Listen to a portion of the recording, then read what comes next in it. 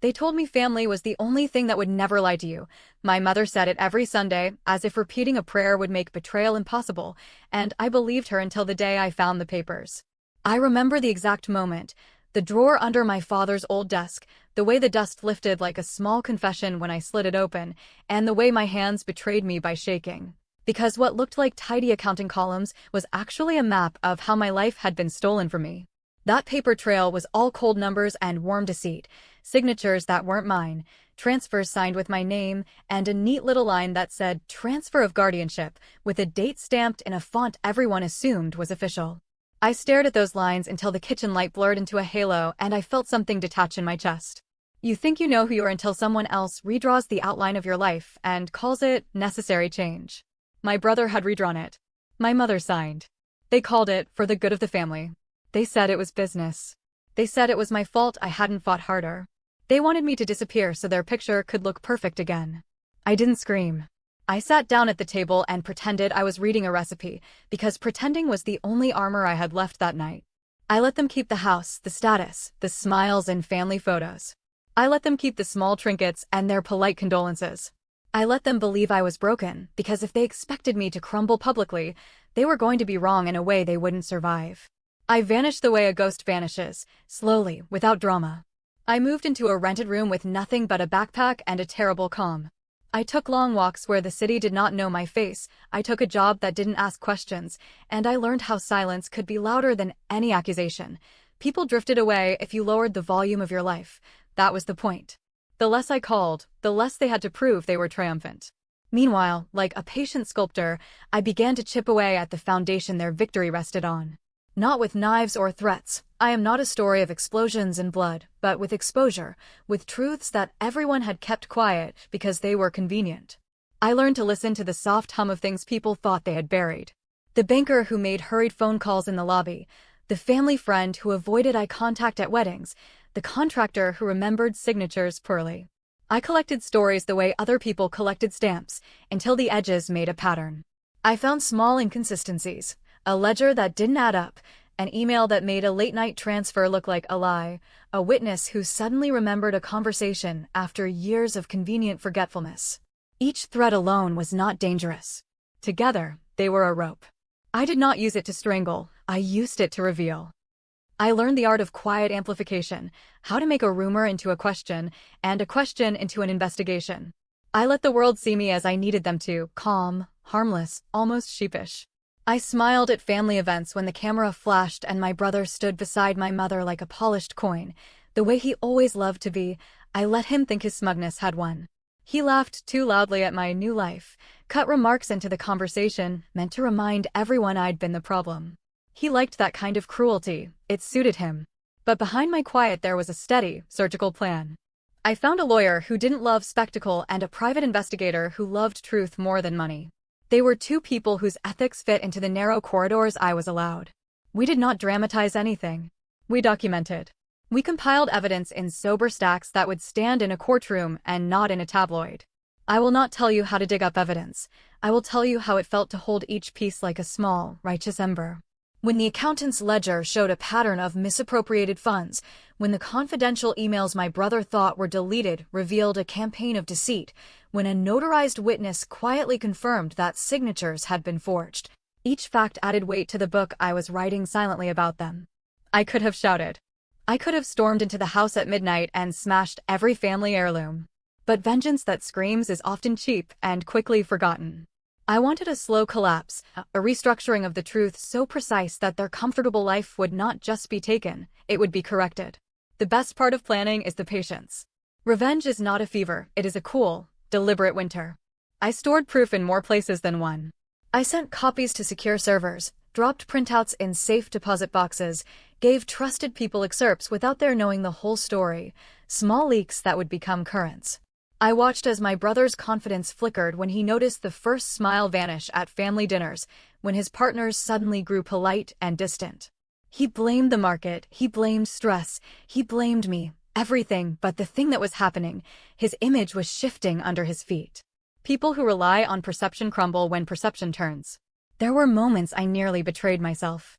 There were nights when I would call my mother and listen to the old warmth in her voice and almost tell her everything. I imagined her face when the truth came out. Would she beg? Would she be stunned into silence? Would she put up the old defense and call it for our survival? I thought of my father, whose hands built that business and whose faith in family was used as currency by the very people he trusted most. I wanted to preserve him from the horror of watching his legacy be sold in small, secret pieces. So I continued to move like a shadow. Small, surgical exposures started to appear. A trusted partner resigned after a paper trail surfaced linking my brother to questionable transfers. A charity that once praised our family froze donations pending an audit. Little things, quiet things, but each one was a stone removed from a dam. Then the first public thread snapped. An investigative journalist, decent and hungry, knocked on my door because someone else, a nameless person I had fed a single fact to, needed their conscience quieted. I gave the journalist the documents he requested and watched him become relentless when he saw how clean the pattern was. He did not care about drama. He cared about the ledger's cold truth. The article he published did not scream. It listed facts, dates, and corroborated statements. The headline was clinical: discrepancies found in family business ledgers. It was not sensational. It was corrosive. It was the kind of piece that spreads quietly, like rot, into the places people do not see. My brother's name hung in the air like smoke. At the hearing, he smiled that practiced smile, the one that had never reached his eyes, and spoke about misunderstandings and administrative errors. My mother sat beside him, hands folded, a mask of composure that had been taught to her by decades of pretending. She read the prepared statement about how she'd always acted in the family's best interest, about loyalty and trust.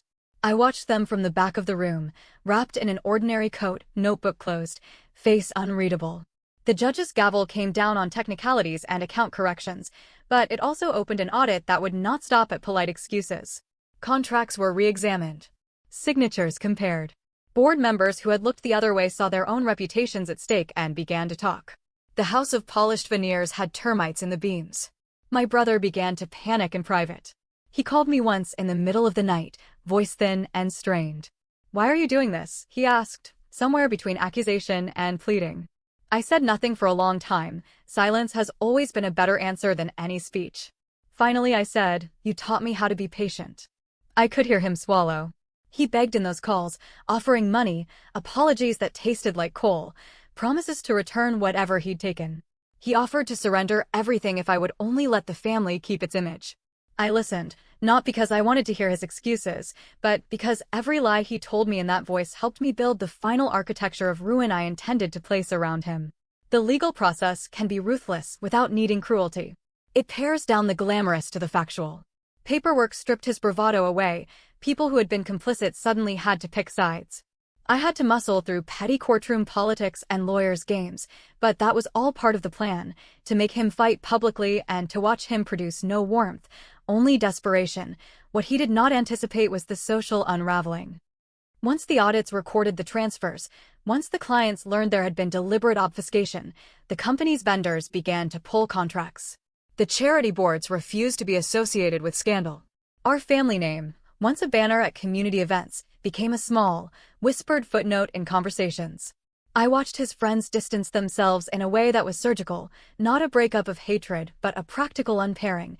Invitations stopped coming, calls went unanswered, and the small honors that once lined our mantle were quietly returned. He would stand in rooms that used to bend toward him and feel invisible, the sensation like frost across the skin. My mother's face changed too. I could see it in the grainy videos online of the community breakfast where she gave that same speech about loyalty. The cameras found the edges of her smile and recorded the micro-expression of doubt that I had once seen only in private. She began to sleep less. Her voice on the phone grew thin, as if someone had drawn out every ounce of certainty she had. One afternoon, she confronted me at a family function, a shaky fury in her tone. "How could you?" she said, as if accusation could repair the long years of complicity. I watched her finger tremble as she pointed. I watched the crowd edge away because no one wanted to be close to disaster. I said the truth, simply. "You trusted the wrong son." She blinked, like someone waking from anesthesia, and the shame that hit her face was not dramatic. It was quiet and irreversible. My victory was not the spectacle of watching them beg on their knees. It was the recognition in their eyes that they had been wrong and that realization would not be soothed by apologies. The final act did not need fireworks. The company restructured under new oversight, contracts were rescinded or renegotiated, and my brother's role evaporated. He attempted to fight in court and in the press, but the facts were arranged now like an avalanche, and he had nowhere to stand. In private, he tried everything ordinary men try when their facades fall: charm, tears, threats softened into promises. None worked. The last time I saw him in public, he looked like a man whose map had been erased. He avoided my eyes, because in them he would see not vindictive glee, but the calm fact that he had been corrected. He had the look of a man who could no longer recognize the life he had bought with lies. I could have given him his dignity back. I could have stepped forward and said the words that might have spared him the worst of the solitude that followed. "It's over. I forgive you." But forgiveness is a currency I spent 13 years ago. My father's belief that family was unbreakable had been used as a ladder. That ladder had been climbed by the man who turned his back on the one he pretended to protect. Mercy would have felt like erasing the lesson permanently. So I stood in the room when the final announcements were made and let my silence be a statement. I let the murmurs roll over me like a tide. The world corrected the record. People who had been proud to be associated with us rewrote their speeches and removed our name from their lists. My mother retreated into a small, private mourning for the image of family she had loved more than truth. I did not gloat. I had no appetite for celebration. Victory was a pale thing when the cost was everything we all had been told to protect. But I also knew something else, that some truths, once made visible, cannot be unseen, and they have a stubborn way of rearranging the world. My brother lost his role, his friends, the ease with which he had walked into rooms. He got back what his actions merited, a life reclaimed not by my hands, but by the slow gravity of truth. I reclaimed what was mine in the same manner I had been dispossessed, not by force but by fact. My last night in that city before I moved on was quiet. I walked past the old house one last time. The lights were on inside, but the faces in the window were not the same. There was an emptiness there that no speech could repair. I felt none of the hollow triumph movies promise. Instead, I felt a clear, cold peace settle like frost. I had been betrayed by blood, and I had answered not with poison but with a ledger of truth. The world can forgive or condemn. I simply wanted my name to be my own again. As I turned away from the house and walked into the beginning of a new life, I understood the final and terrible grace of what I had done. I had taken back the story of myself. They would tell their version of events in private, of course. They would claim innocence or blame grief or time. They would attempt, as people do, to sanitize their memory. But memories are slippery when you live them alone. The world remembers what it sees, and now, finally, the world had seen the facts. I did not need applause. I did not need their acknowledgement. I needed only the truth to stand where it belonged. In the end, when he called one last time, voice small and shorn of arrogance, I answered once, with a line I had rehearsed in the quiet months of my exile: "You taught me how to be patient." Then I hung up. The line dropped like a curtain. He had everything to say and nothing to offer. Outside, the city hummed on, indifferent and enormous, and I walked until the lights blurred into a promise I could keep. I was, at last, free from being defined by other people's lies.